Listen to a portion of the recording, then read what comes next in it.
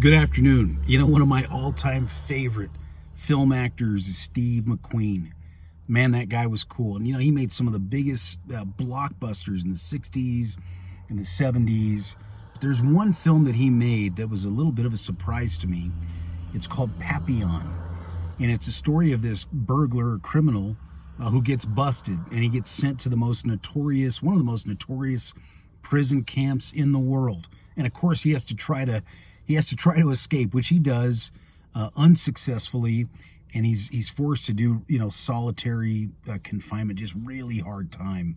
And in one of the sequences, he's kind of wigging out, and he starts kind of having delusions, and it's almost like he's dreaming.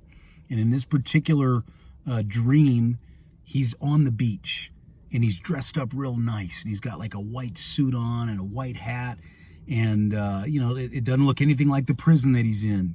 On the other side of the beach, there's this sort of jury, like a makeshift jury and a judge. And Steve McQueen's character starts to approach the jury and the judge, and he says, I didn't do it. I didn't do it. I didn't kill this guy. And the judge looks at him and he says, you're right. You're not guilty of that. But what you are guilty of is something far worse.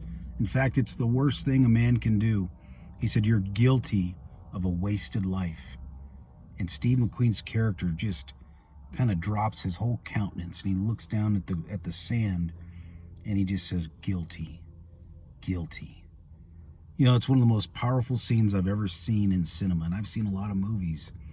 And I think the reason it's so powerful is because it's alluding to something, it's referencing something that each and every one of us is going to face one day, and that is the judgment seat of God. And there's only two ways that this can go. You're either covered in the blood of Christ, or you're not. And it's almost like his character. It's almost like once he realized the charges that were brought against him, he couldn't dispute them. He had to agree. Well, folks, I think that's going to be a little bit of what it's like on that judgment day.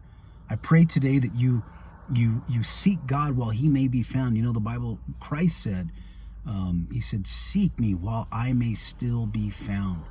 He said, behold, I stand at the door knocking. Folks, Christ is knocking. He's knocking at the door of our hearts.